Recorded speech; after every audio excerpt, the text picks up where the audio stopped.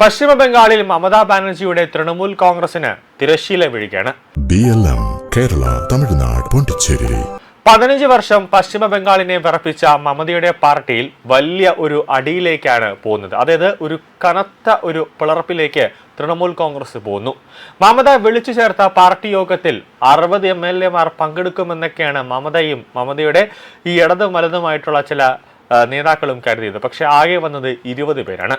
വിരലിൽ എണ്ണാവുന്ന നേതാക്കൾ മാത്രമേ എത്തിയുള്ളൂ. ബാക്കിയുള്ളവർ എന്തുകൊണ്ട് വരുന്നില്ല എന്ന് അന്വേഷിച്ചപ്പോൾ അവരാർക്കും തൃണമൂൽ കോൺഗ്രസുമായിട്ട് സഹകരിക്കാൻ ഒരു താല്പര്യമില്ല. അവരാരും മമത വിളിച്ചു ചേർത്ത യോഗത്തിൽ പങ്കെടുക്കാൻ താല്പര്യമില്ല എന്ന് അവർ പറയുകയാണ്. നിലവിൽ തൃണമൂൽ കോൺഗ്രസ് വലിയൊരു ആഭ്യന്തര പ്രതിസന്ധിയിലൂടെയാണ് കടന്നു പോകുന്നത്. പാർട്ടി നേതൃത്വത്തിനെതിരെ നേതാക്കൾക്കിടയിൽ രൂക്ഷമായ അഭിപ്രായ വ്യത്യാസം ഉടലെടുത്തിട്ടുണ്ട്. ശിവസേനയിൽ സംഭവിച്ചതുപോലെ വലിയൊരു പിളർപ്പിലേക്കാണ് പാർട്ടി നീങ്ങുന്നത് എന്നാണ് സൂചനകൾ.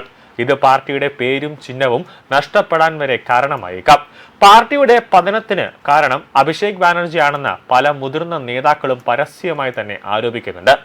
അഴിമതി, സ്വജനപക്ഷപാതം, മുതിർന്ന നേതാക്കളെ താഴെയൽ, ഐപാക് പ്രൊഫഷണലുകളെ ഉപയോഗിച്ച് പാർട്ടി ഭരിക്കാൻ ശ്രമിക്കുന്നത് എന്നിവയാണ് പ്രധാന വിമർശനങ്ങൾ. മമതാ ബാനർജിയുടെ നേതൃത്വത്തിനെതിരെയും അതിർത്തി പോകുന്നുണ്ട്.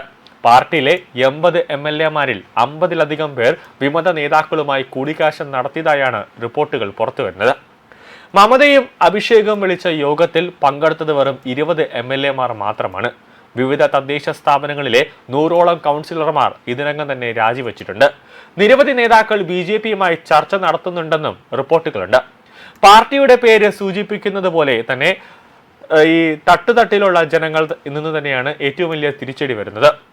പലയിടങ്ങളിലും ജനങ്ങൾ TMC നേതാക്കളെ തടയുകയും ആക്രമിക്കുകയും പ്രതിഷേധം നടത്തുകയും ചെയ്യുന്നുണ്ട്. അഭിഷേക് ബാനർജി സോനാപൂരിൽ സന്ദർശനം നടത്തിയപ്പോൾ അഭിഷേകിന് നേരെ ചീമുട്ടയും ചെരുപ്പ് എറിയുമുണ്ടായി. ജനങ്ങളുടെ ഈ കടുത്ത രോഷം തങ്ങളുടെ രാഷ്ട്രീയ ഭാവിയെ ബാധിക്കുമെന്ന ഭീതിയിലാണ് ഭൂരിഭാഗം ജനങ്ങളും.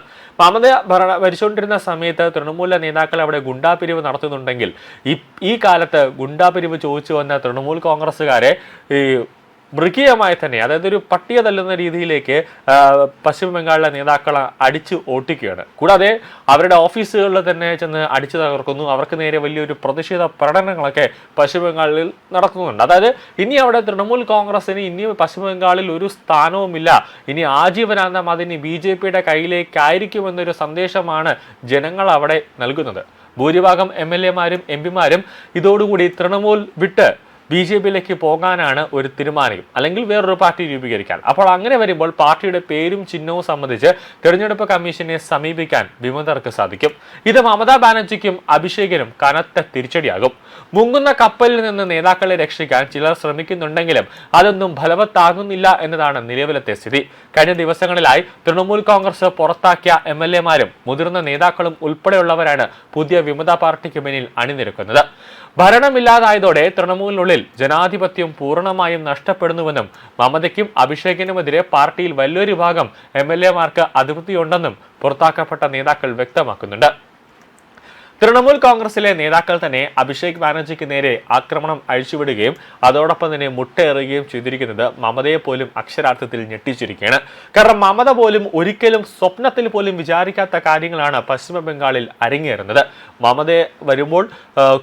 മമത വരുമ്പോൾ നട്ടല് കുനിഞ്ഞു നിന്ന് മമതയുടെ മുന്നിൽ നമസ്കാരം പറഞ്ഞുകൊണ്ടിരുന്ന തൃണമൂലിലെ നേതാക്കന്മാർ വരെ മമതയെ ഒരു മൈൻഡ് പോലും ചെയ്യാത്തൊരവസ്ഥയിലേക്ക് കാര്യങ്ങൾ എത്തുമ്പോൾ ഇനി മമത എന്ത് പറഞ്ഞാലും അതൊന്നും സ്വന്തം പാർട്ടിയിലെ നേതാക്കൾ പോലും ഇനി വകവയ്ക്കില്ല എന്ന് വൈകിയാണെങ്കിലും ആ ഒരു സത്യം മമത തിരിച്ചറിഞ്ഞിരിക്കുകയാണ്. പശ്ചിമ ബംഗാളിൽ തൃണമൂൽ കോൺഗ്രസിന് ഒരു ഉയർത്തെഴുന്നേൽപ്പ് ഇല്ല എന്ന് ഇതോടുകൂടി തൃണമൂൽ നേതാക്കൾ മനസ്സിലാക്കിയതോടുകൂടിയാണ് അവർ എത്രയും പെട്ടെന്ന് ഒരു പുതിയൊരു പാർട്ടി തന്നെ രൂപീകരിക്കാനുള്ള, അല്ലെങ്കിൽ മൊത്തത്തിൽ എല്ലാ MLA-മാരും കൂടെ നേരെ BJP-യിലേക്ക് പോകാനുള്ള ഒരു നീക്കം തന്നെ ഇപ്പോൾ നടത്തുന്നത്.